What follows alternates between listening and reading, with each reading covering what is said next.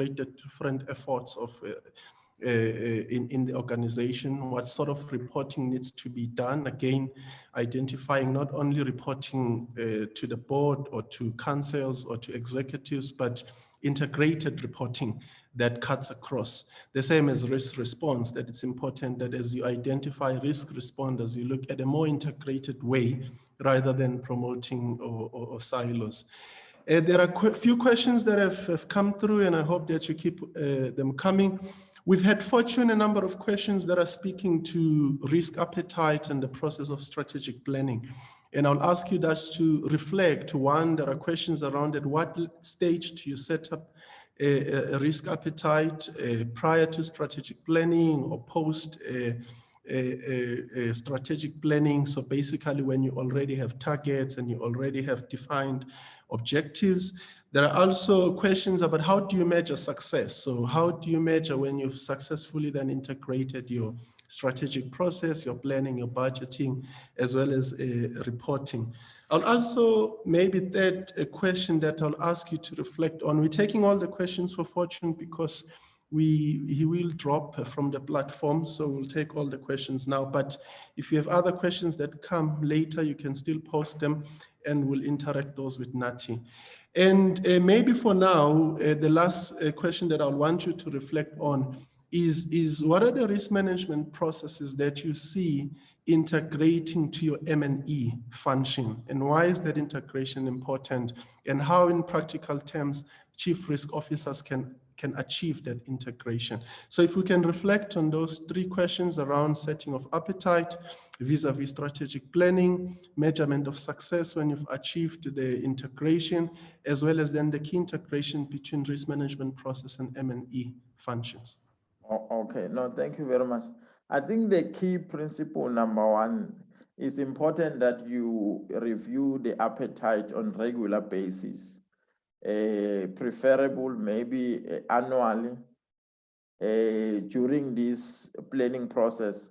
Remember, we are learning and we must not lose the learning process. Number one, the prior year learnings and previous year learnings, it can influence how you think around appetite. But I think also during the strategic plannings process, all those discussions which are happening should influence the appetite in terms of how you set the appetite for the current year. So I will say after the strategic planning, especially during the period of the annual performance plans, we should be able to then take the appetite through the relevant approval process, having been influenced by the conversations which are happening in the organization as a whole, but also within the senior management team. And then the second question is, how do you see whether you are succeeding or not? I think for me, what the key point there is that you need to have a model, a maturity model, a risk maturity model. We've got different models which are there. I think National Treasury has one that they encourage as well, where you can be able to evaluate yourself maybe half yearly or annually to see where you are in terms of your model. But what is important is that the risk maturity level or model, it should be part of your policies, which you have in place, which you can also review on annual basis. So that, and what is important with the maturity model is that if you're not doing well, accept that you're not doing well in terms of the measurement, and then put a plan in place how to improve. And that plan should be practical. As we have said that whatever we do, it must be smart, it should be practical and have potential to improve the situation. I think I missed the third question. Thanks. I think the third question is trying to explore the relationship between risk and how you integrate that to M&E. Maybe Okay, not only okay. M&E functions, maybe we can reflect on the full value chain of planning, because what we've seen is a risk management function that operates in parallel to everything. That reports different things that are reported at performance, for example, by performance unit. That is not able to integrate what the results quarterly are saying in terms of performance back to risk management and how you update your risk registers and all of that. So I think it's one of the critical integration to be achieved in an organization, and I would like that we reflect on that. Okay, thank you very much. I think when we look at two things, we need to look at the environment, but also we need to look at the combined assurance approach. When we look at the environment and the combined assurance approach together as one, you will realize that you are not alone as an assurance provider. There are different assurance providers, like we have indicated. That's why it's important to have a combined assurance a policy, a framework, or a plan that you are working on in your institution, where you understand that whatever problems, challenges, weaknesses that the performance department have identified, they must come in and influence your ratings, your risks. Same thing from internal audit, it must influence what you're doing. The inspections, it must influence what you're doing. But it's also important to have discussions, Musa, where when the reporting is happening to different stakeholders, management, staff, the board, and every audit and risk committee, it's very important that the risk department understands what is being reported and what is the impact of what is reported to the risk management processes and how to integrate and improve that.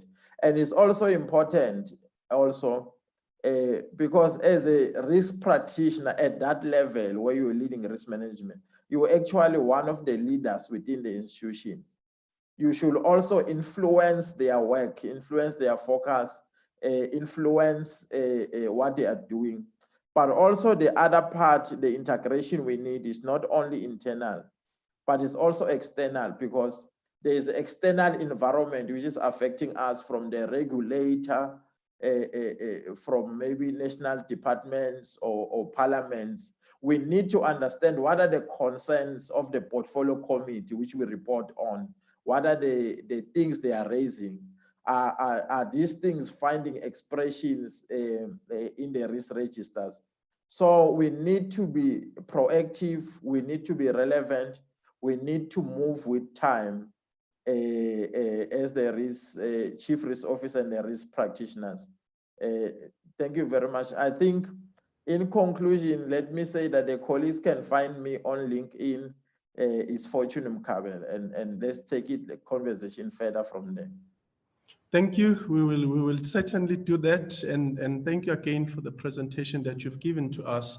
I think part of maybe my take home that maybe risk practitioners need to reflect on is how you go back to your new plans that you're developing for the next financial year. Look at what your maturity is saying around how you interact with the different units in the institution. Have a deliberate plan that is going to be how you're going to interact better between the different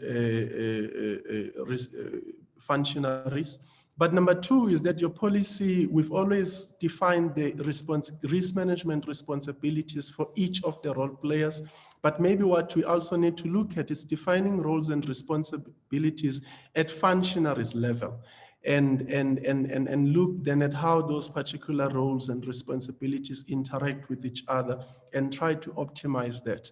The third one is your combined assurance, better definition and integration amongst the different assurance providers. And then the last one is integration to the external environment. So those are part of the things that maybe we can look at as we revise our risk policies for the next financial year, that we strengthen that in defining better how the different areas, processes, people, systems integrate. Thank you very much, Fortune. Thank you very much. Thank you. We will move then to the next presentation. I'm pleased that we have Nati Mhlongo. Nati Mhlongo is a self-driven person, hardworking and dedicated.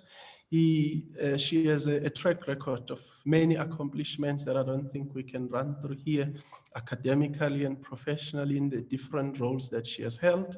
She's currently the managing director of Key Dimensions Risk Solutions, which is always on the hand to find solutions to the problems that we face in risk management. Her love for capacity building and skills development is what brings her here. And we appreciate that Nat is going to share with us further on this topic of how we achieve better integration in risk in the public sector. Nati, are you here with us? Are you ready to go?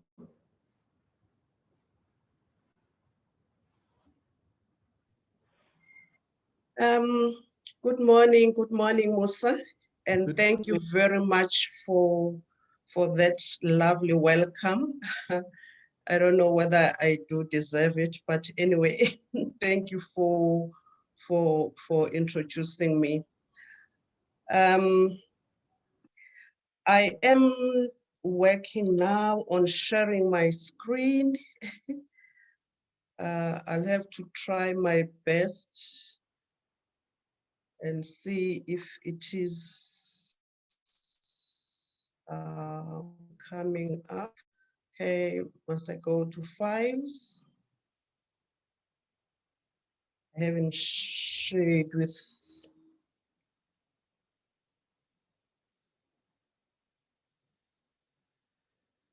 Please bear with me. I'm finding my way here, sharing the document. And maybe to make things easy, can I ask Roxanne to please share for me? Please, Roxanne. Yes, sure, Nati. Please.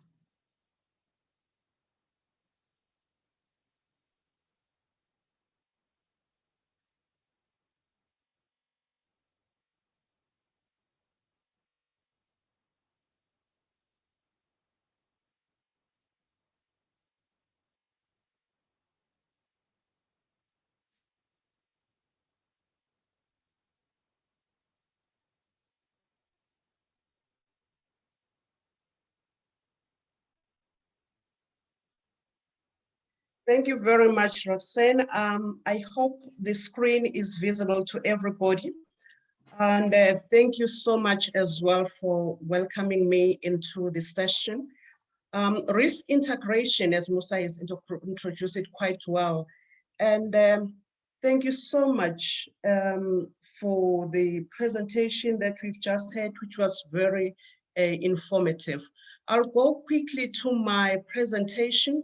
We know that integration in the public sector, Musa has indicated that it's now a key thing, because as risk practitioners, we find ourselves isolated.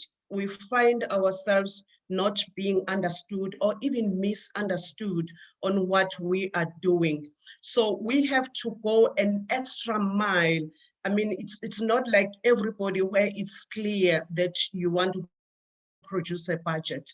For us, we have to go an extra mile and market our services to the whole organization. So integration is not automatic for us, but it's something that we too would take the serious attempt and energy to try and get people to know what we are doing. Move to the next slide, Roxanne. I like this. This lady has now become my my popular on my messages wherever you can find me, because he talks my language in saying that all that you touch you change, and all that you change changes you. This is particularly important for us in the public sector, because while in the private sector, of course, you touch and change the attitudes of customers towards you to receive more footages, to receive more revenue. But in us, we are touching what is more critical. We're touching people's lives. We're touching even their souls, the way people think. We touch their attitude towards themselves and towards everybody. And we have an opportunity then to touch people's lives from the public sector perspective. Then how much more from the risk management perspective? I think we have a bigger platform that we can touch everybody to change people. And definitely anything that you touch to change, it is going to change you. I cannot express how much working in the public sector myself has changed the way I am passionate about people receiving the good services, people receiving what they are expecting from us as the public servants. The next slide is asking a question. The question of aligning risk management objectives to organizational strategy. The question here is about what is the strategy, what is the main purpose of the organization in the public sector. We know that the purpose there is about services. When you see such pictures in the communities, you become concerned, especially people who are in the municipalities. You become concerned to say that, of course, we've done well as the public sector. We're bringing water to the people. This is a higher level. If you look at this picture, it's a higher level from where we come from. But can't it be better? Of course, it can be better. Can you move more, Roxanne? Of course, it can be better. The question is, how far can a risk management program impact on this objective of the government or on this objective of the municipality? So how can we align our objectives as risk management so that the organizations that we are supporting can be able to do better than what they are doing already right now? Okay. We understand that an organization has a mission and the strategic objectives, and those are stable. The question is the strategy, the mission and the strategic objectives of the organizations are stable. However, when you look now at the strategies that are driving the mission and the related objectives for the mission and the objectives, those are dynamic. Move on, Roxanne. Hence, we have risk management. We say that risk management, therefore, becomes a critical element because we have to go and develop firm strategies. Remember, I said that the strategies of the organization are dynamic. But as risk management, we are expected to develop firm strategies to deal with those unknowns so that we can support the strategies of the organization. Take, for instance, COVID-19. COVID-19 was an unknown. It came as a different animal altogether, which meant that the strategy of the organization has to change. Then driving us, coming back to us as risk practitioners to say, now that we are in this situation, let us develop firm strategies now to deal with this unknown in order to support the strategy of the organization in dealing with COVID-19. The other important element of a risk management to say, how far can we assist, how far can we support our organization? We have to always keep in our minds, of course, sometimes it's difficult because we see a lot of things that are not being done right in an organization. But we have to remember that effective risk management does not dictate which objectives management choose. But what we do, we try to dictate and ensure that management has a process that aligns those strategic objectives with the organization's mission and ensure that the chosen strategies or the chosen objectives, they are consistent with the entity's risk appetite. So we come in there not to say actually as a post facto, but that's a fact, because we cannot dictate the objectives. But the minute we see the objectives in place, then we say, here am I as a risk manager. Let us see. Let us put now a process that will align your strategic objectives with the entity's mission. And I can tell you, you will find it very strange as a practitioner if you move to that level. You will find that the strategic objectives that they have set, they are going far from the mission that the organization has.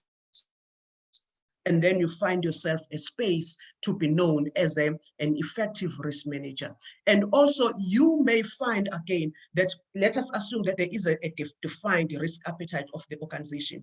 It won't be strange if also you find that the strategic and the related objectives that have been defined, they are inconsistent with the risk appetite of the organization. So the main role of us as risk practitioners is to make sure that whatever the organizations have planned, there is a total alignment at the end of the day to deliver the services that have been promised.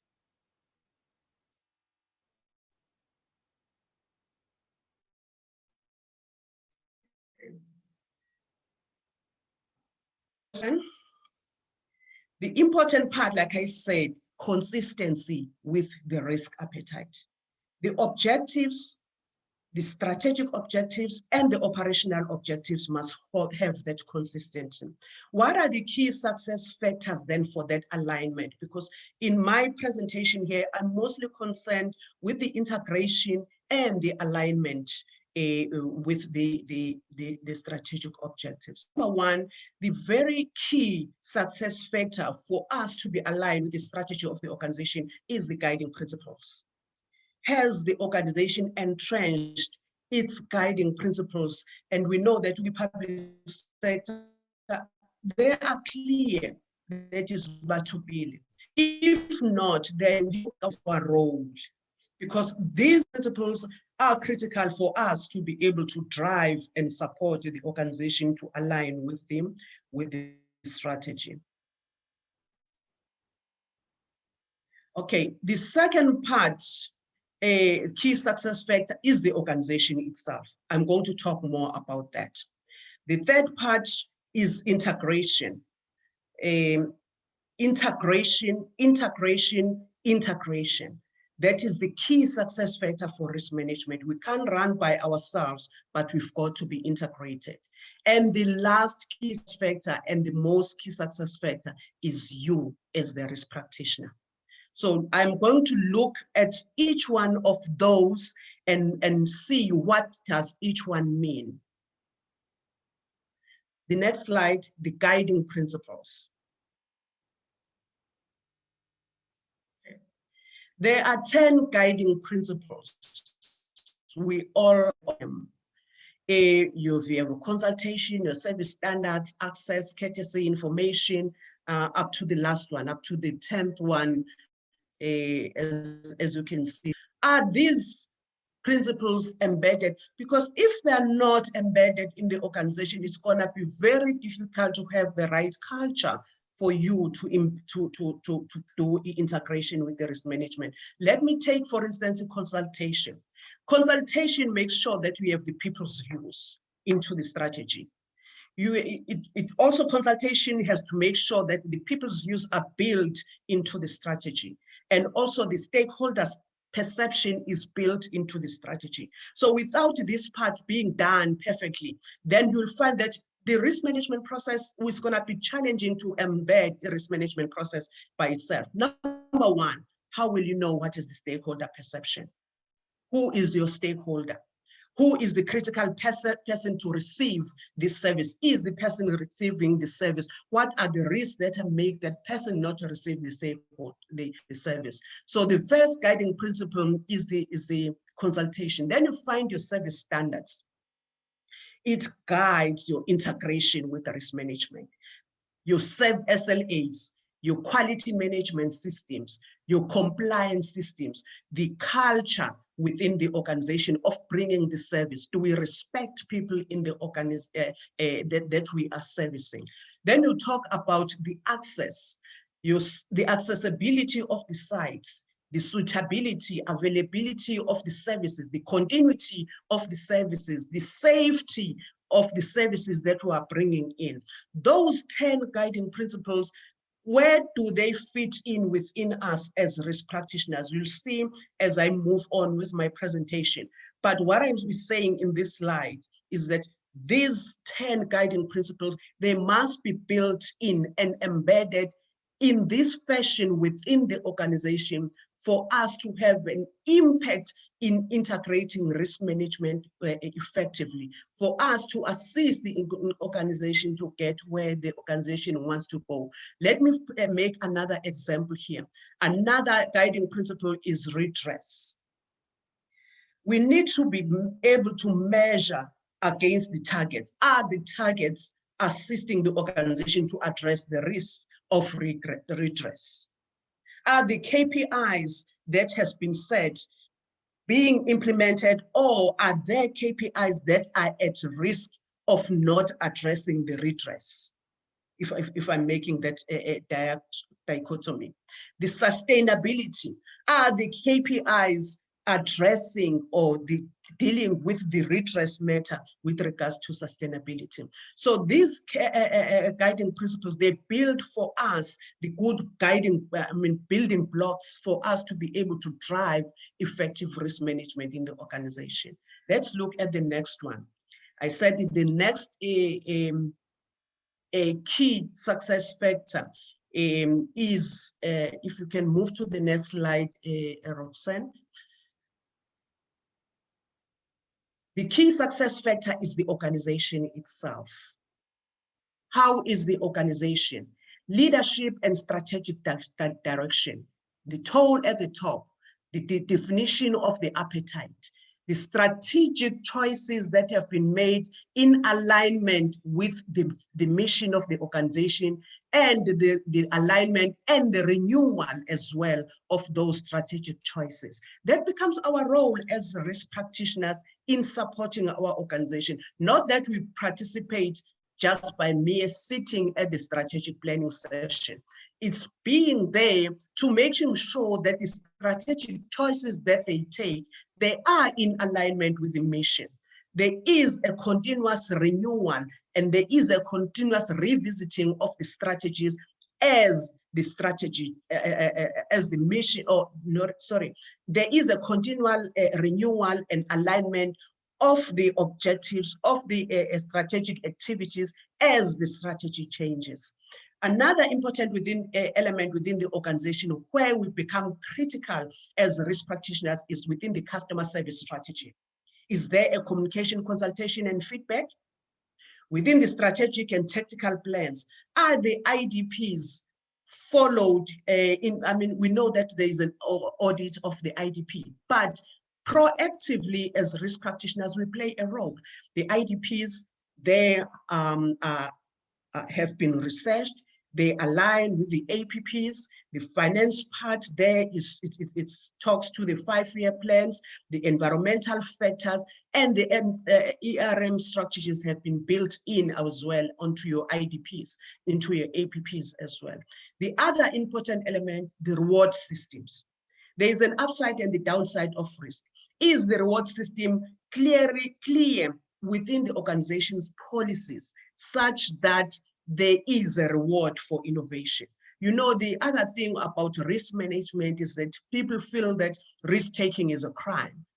Therefore, people must be very reserved and not go all out in terms of risk-taking. However, we as risk practitioners, for the purpose of the organization to be effective, the reward system again must address both the risk and the reward. Positive organizational culture, Ubuntu, the consistency of the culture, the consistency of the company philosophy. The other element is the governance element within the organization, the accountability part, the responsibilities, fairness, transparency, or consequences. How effective is communication? Technology and automation as well. What is the attitude of the organization around technology? The attitude of the organization around security, relevance of technology, the access to technology of the organization itself and people that are supporting the organization, the stakeholders, and the cost of technologies in relation to where the organization is. Continuous quality improvements is another important factor within the organization. Good risk management policies, the risk management philosophy that is understood throughout the organization, and where each and every operation is implementing the philosophy of the organization. The objectives of risk management, all the roles and responsibilities, conflict of interest, performance measures, and so forth. Then the second key success factors for risk management is what is the organization itself looking like. And you will find out that your role does not only end with the risk assessments, but your role also goes further to look at the organization to say how far does it support the organization in achieving its objectives. The next slide, Roxanne.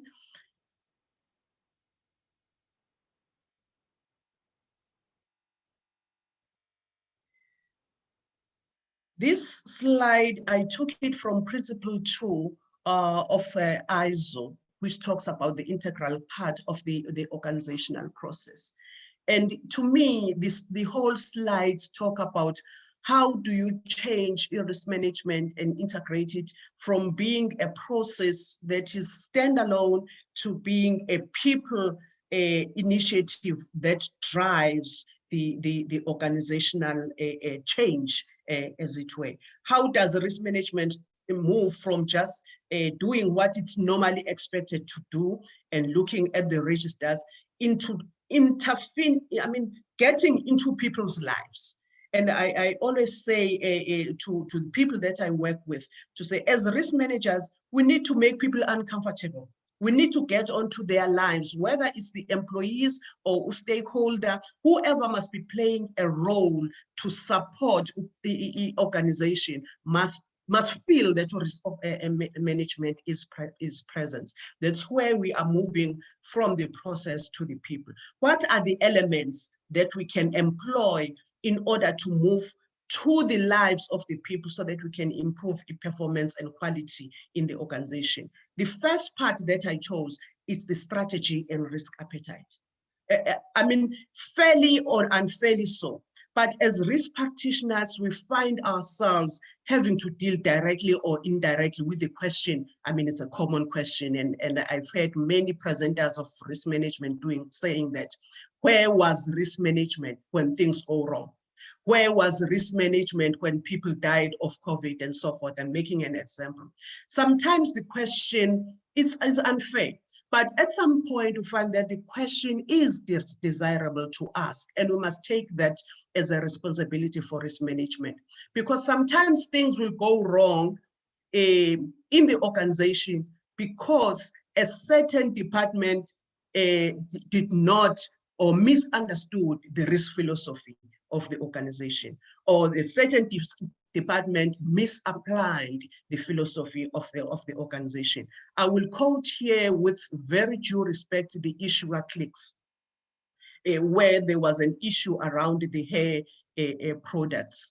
In that case, my assessment was, where was risk management when the advert went out like this? Having risk management worked with the department of marketing in order to understand what are the risks that can expose the organization to reputation damage. But you find that even if risk management was there, the philosophy of risk was misunderstood by that particular department, or maybe it was just pushed aside for that particular department, which then makes it our responsibility to say that as we have to drive every department to understand what is the organization standing for, what is the organization's risk philosophy in relation to your particular function. However, since the core definition of risk is that It's the effect of the uncertainty on the objectives.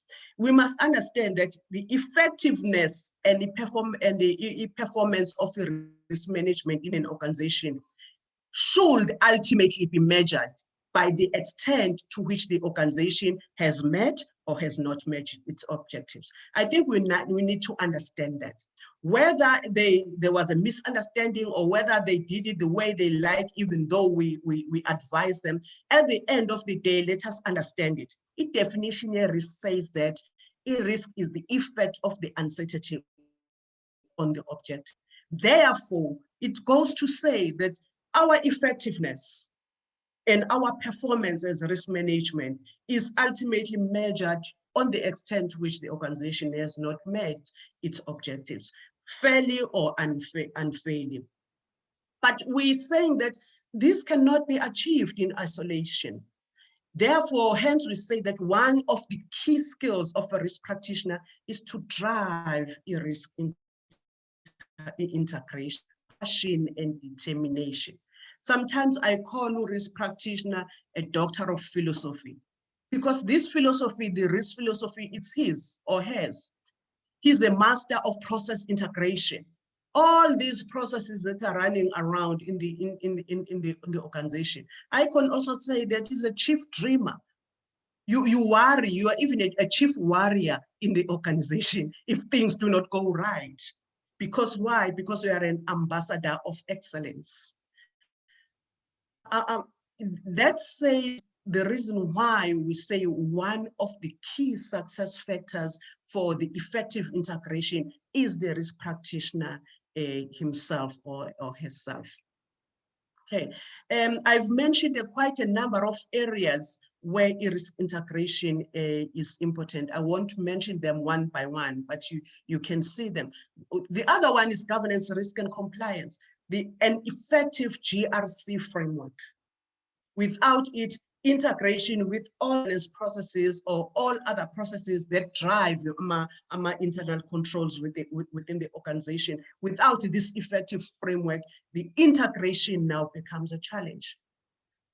Do we know what are the governance structures and what are their expectations?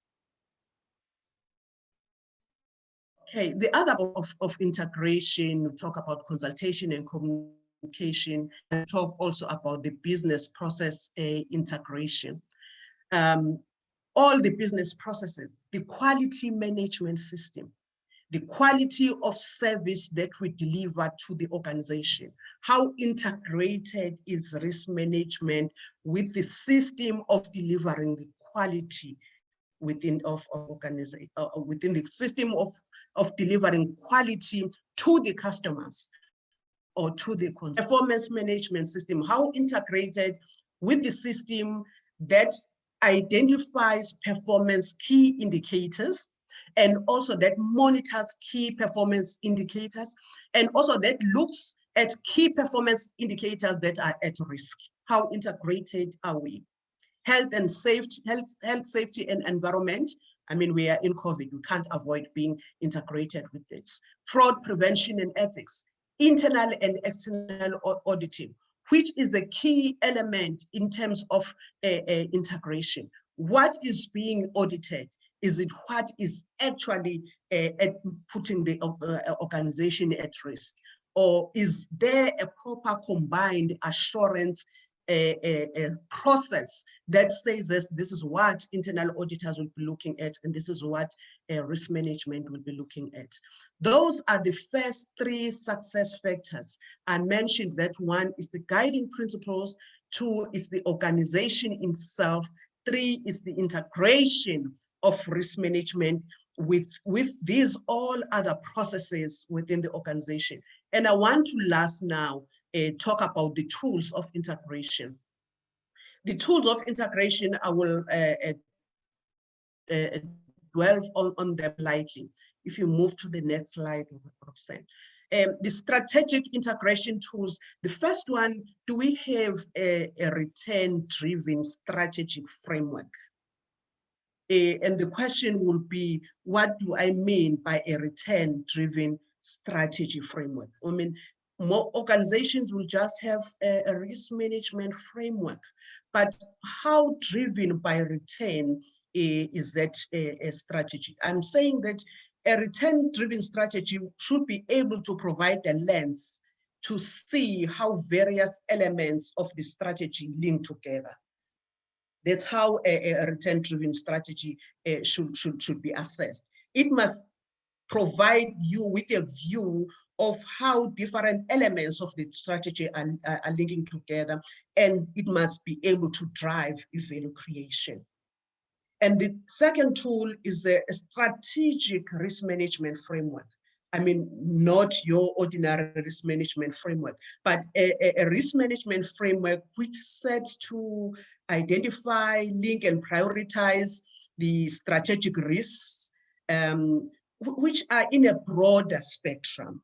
I'm talking about strategic risks around your innovation, risk of innovation, your strategic risk around your brand and reputation, around your supply chain, around the fraud areas, governance areas, and also the sustainability of unique capabilities of the organization. That's what you look at when you look at this risk management framework.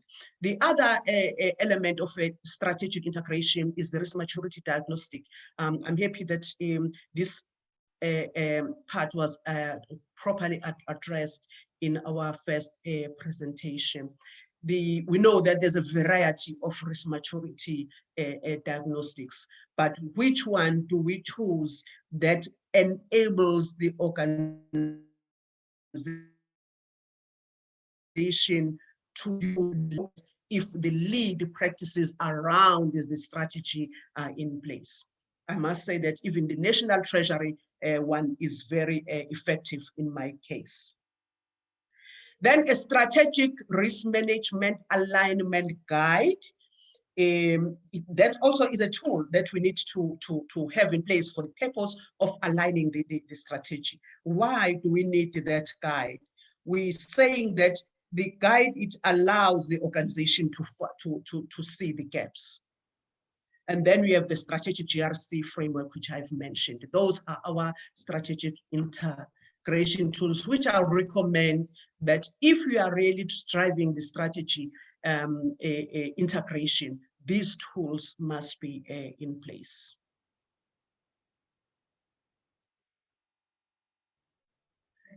Then the next element, which is key, is the risk practitioner himself or the risk practitioner herself. I mean, there is nothing as said as a risk practitioner who has a negative, a risk practitioner who drives his or her agenda, you know. I've been a risk practitioner myself, and I've seen that, you know, how you mature over time within a risk management profession. You know, you start with that attitude to say that, you know, people, you have to do this. It's what you need to do. It's a management responsibility. But as time goes on, you start to mature as a risk practitioner. You start to think out and act in. You start to be positively energized and drive people towards you than driving people away from you in the manner that you address the risk issues. You start to create a reward system for the organization, for your team, and for yourself as a risk practitioner. You start to dream big. Dream big for the organization. Don't be limited. Dream big in a positive manner. That is a risk practitioner. Your technical skills cannot be emphasized. You know, there's nothing as said to me as a risk practitioner who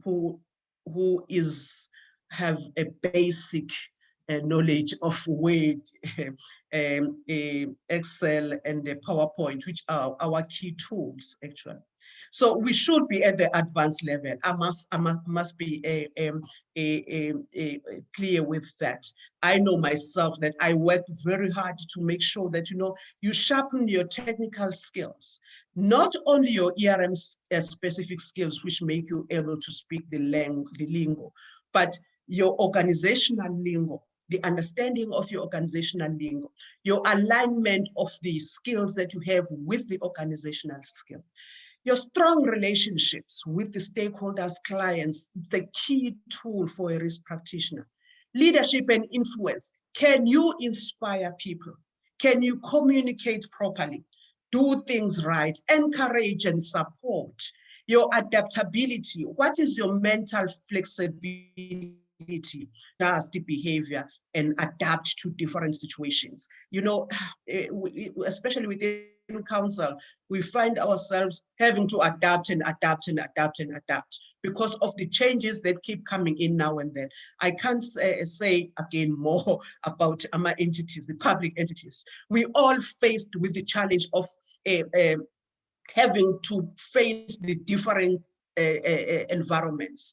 Now, what does it mean? It means we have to adapt as risk practitioners. We have to adapt our processes as well as risk practitioners so that they can fit the different situation in which we find in. Then resilience become an important factor as well. Time management, and time management. For a risk management manager, there's a lot to do and there are few hours in a day. Prioritize what is urgent and important. Prioritize, prioritize, and prioritize. Problem solving, a trusted mentor, professionalism, and know your audience. I can't say more about professionalism. You can't afford not to be part of what a profession is doing. You must be backed by a risk management qualification. I can't emphasize more than that. You know, a doctor is backed by a doctor's qualification. A physiotherapist is backed by a qualification for a physiotherapy. A finance person is backed by a qualification to do our financial statements. An auditor is backed by internal audit qualification. What is backing your risk practitioner? That is where we show that we take our profession seriously by making sure that we qualify ourselves within our space and we are able to speak with authority within our space. Once you chose to be a risk practitioner, because once you choose to be a physiotherapist, you must have a physiotherapy qualification. Then people will take you seriously. Right, the next slide just puts everything that I have said in on the radar for you, in a matrix. I don't know, I hope I am audible enough because it keeps on showing me that my network is slow, but I hope I am heard, or Sen will indicate to me if there is a challenge. If I put these on a radar, you look at your guiding principle, the organization, integration, and the risk practitioners. I put them on a 10 by 10 matrix to say that let us assume that in year one, you take consultation within ERM process as a guiding principle. What are the consultation objectives of the organization? What are the plans to achieve consultation? The standards and the targets of consultation that are met, the risks that are related to consultation, and how these risks are managed. So you are now becoming part of the guiding principle that is being rolled out within the Batupile of the organization. If there is no rollout, why don't you roll out within the risk management space? So it means then you have to adjust your risk management plan to say that you are driving consultation this year in the first quarter together with the leadership and strategic direction. Why? Because you want your organization to be on its path to maturity to manage its risk. Driving leadership and strategic direction, we've explained that. Becoming part of the strategic processes, aligning our strategic process with the mission critical objectives, doing your business continuity and aligning business continuity with the mission critical systems or objectives of the organization.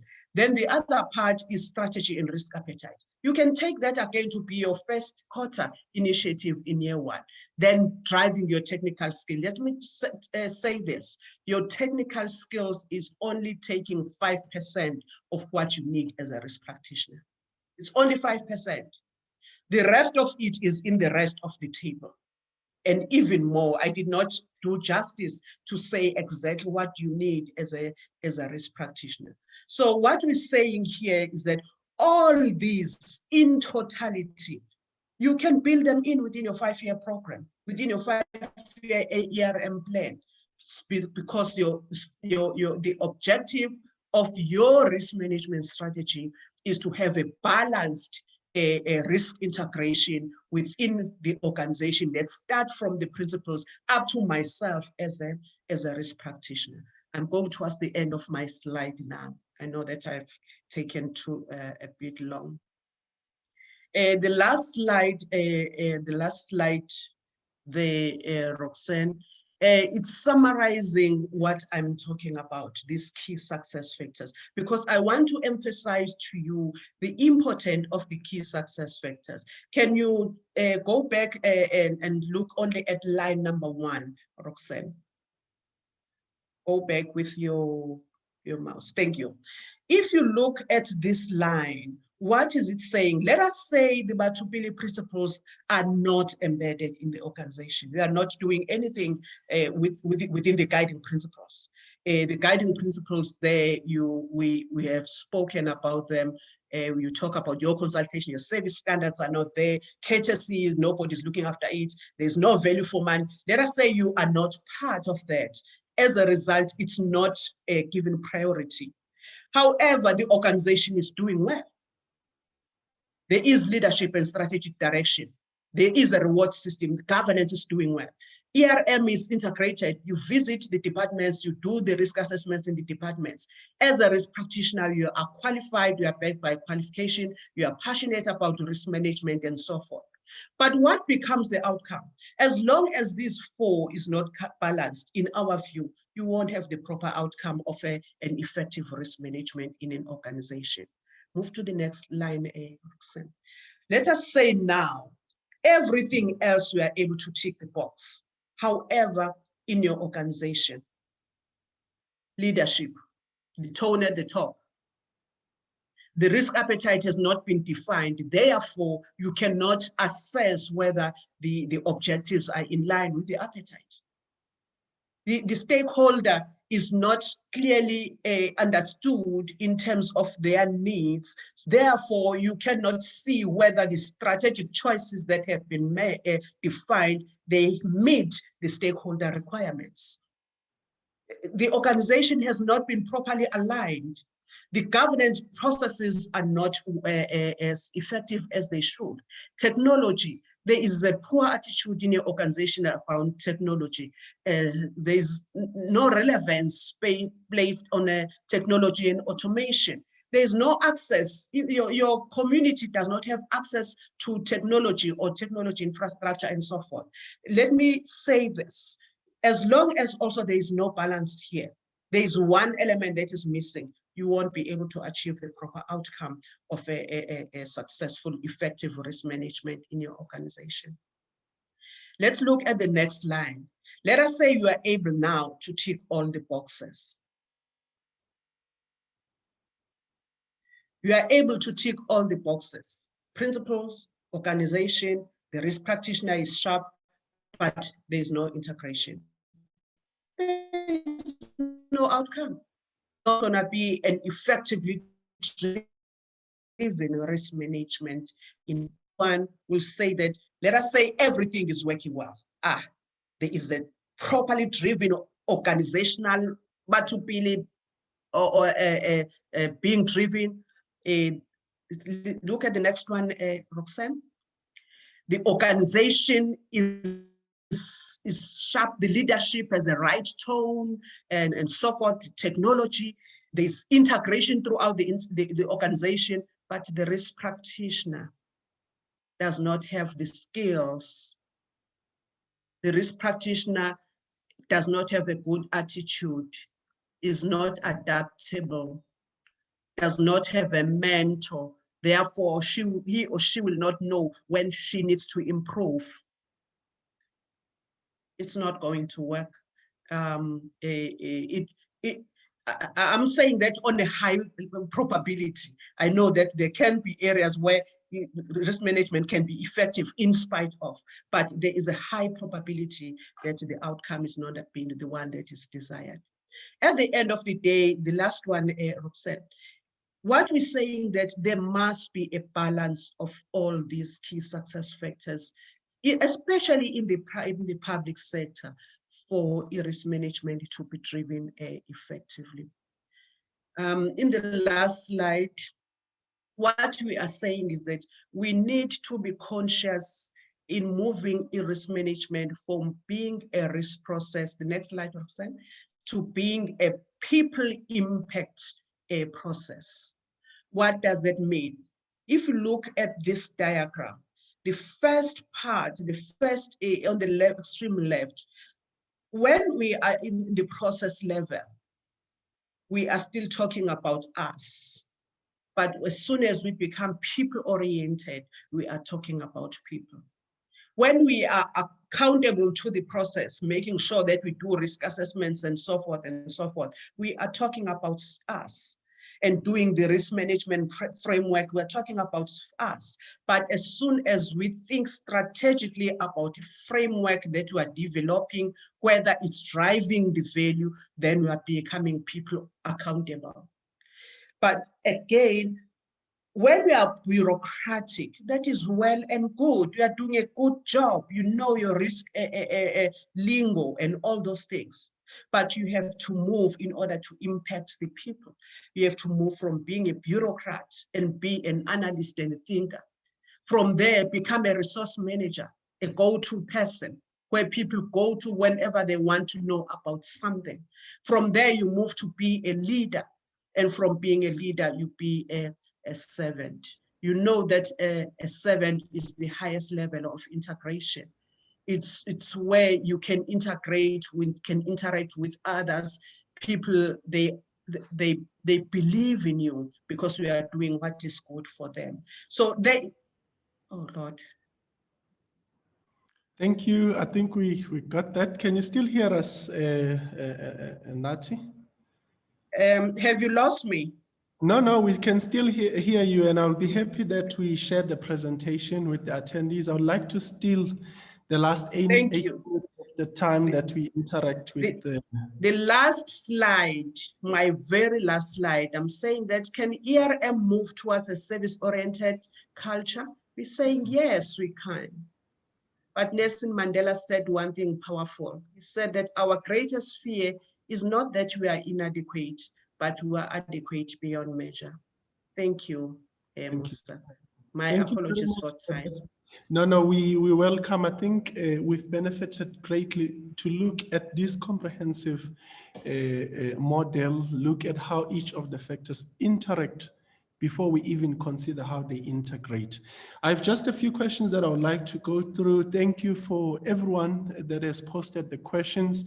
There are questions around how is the decision-making which considers risk tolerance, integrates to the model that you've shared. I know that you've touched on, but if you can uplift that.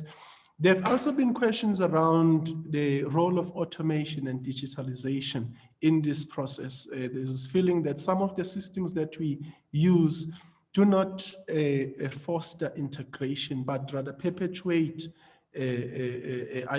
silos. So you don't have really automation of systems that speaks to the different disciplines of risk. You don't have systems that can be able to draw from business continuity to risk to ethics and all of that, let alone disciplines that are outside of risk. There are questions around that going into a digitalized space. What are the sort of skills that a risk practitioner should have? That is from Antonella. And I would like that we reflect on that. And there is also a very interesting question from Tabitha, which deals with how do you deal with not being received? So you're trying to integrate, you're reaching out to different people in the organization, but your efforts not recognized and you're not well received. How do you deal with such a situation? If you can hear us, can you please reflect on those issues that have been raised? Thank you, Musa. I'll try my best. You were saying you started with the issue of decision making around risk tolerance. I think the first thing that we need to understand is that of a risk appetite at a strategic level, and that has been talked of extensively.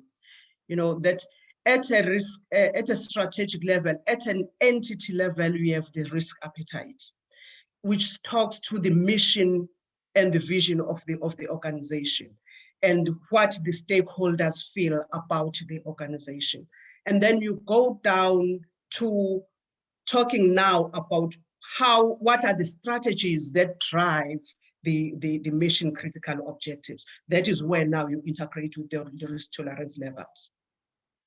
You can do it in different ways, but that's where you practicalize now your risk tolerance level and aligning it with what are your key performance indicators on your, because your tolerance level has got to totally align with the indicators or the metrics that we have used when we are setting your key performance indicators.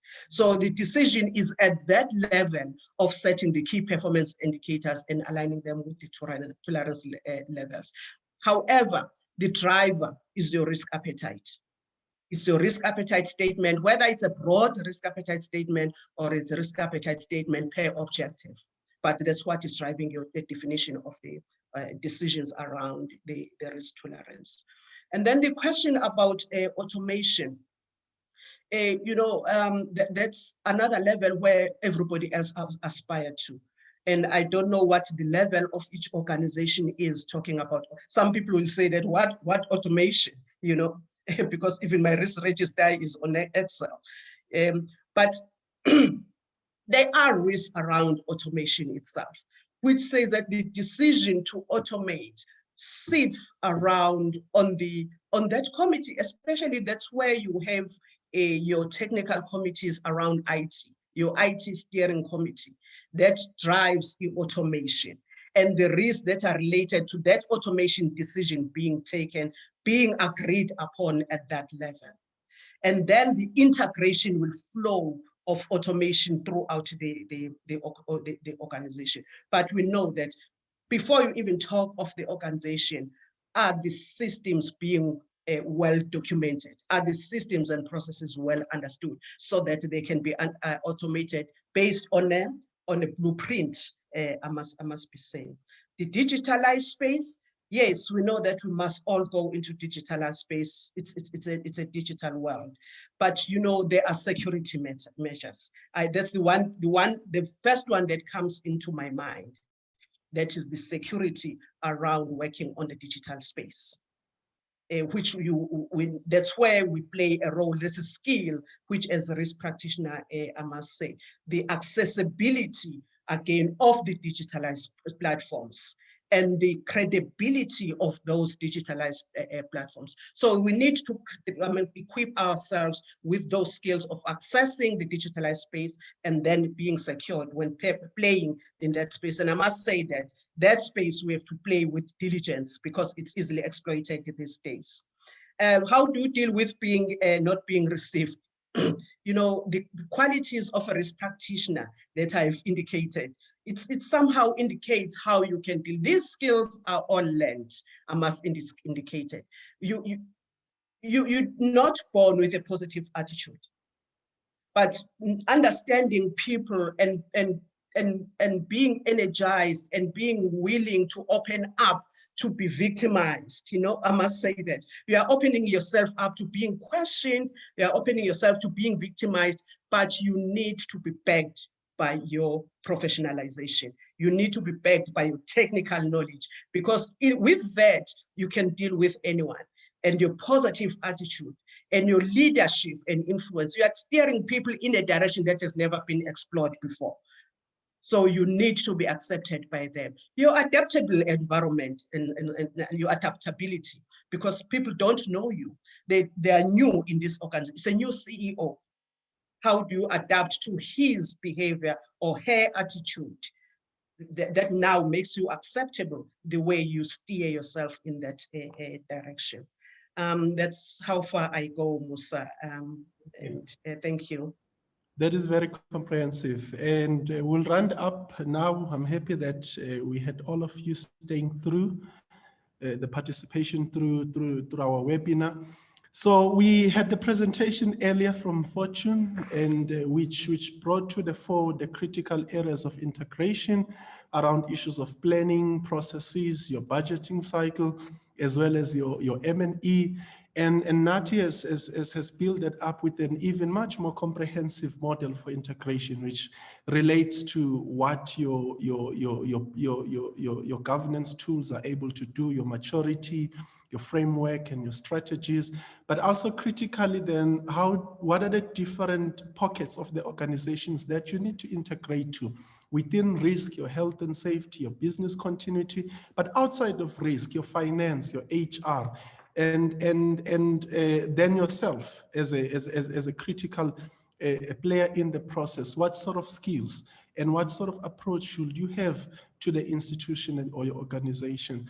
And I think that we should all take this back. I'll just steal from what Nati said, is that these things, integration, culture, their skills do not achieve themselves. You must have a deliberate plan to achieve the right culture in the organization and the integration program. So go back to your strategies, to your framework. As we said earlier, identify these key functionaries. Look at the principle 2 that Nati shared with us from ISO around the different areas. And there was just a comment earlier on the chat about how ethics, for example, ethics risk management is one example of what you achieve when you integrate the different aspects around ethics, your fraud, your gifts, management of gifts, as opposed to running a program of fraud prevention, which is isolated from the rest of the other things. So ethics risk management is one of the examples of integrating. So look at the different areas, incorporate principle 2 in detail in your framework. And we hope, because integration and collaboration is a key element of risk maturity. An organization that is not properly integrated will not mature in terms of risk. I'm hoping that you were able to learn with us. I definitely did with our experts that we have. And this brings to a close then our webinar. The recording will be made available, and our IRMSA colleagues are available to answer any of the questions that you may have post this. That brings to a close then. Thank you everyone for participating, and I wish you well for the rest of your day. Thank you.